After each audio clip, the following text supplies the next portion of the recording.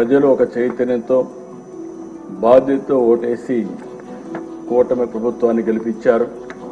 ఇది ప్రజా ప్రభుత్వం, ప్రజలకు జవాబుదారీగా ఉండే ప్రభుత్వం. ప్రజలు మనకిచ్చింది అధికారం, అది కూడా ఒక బాధ్యత.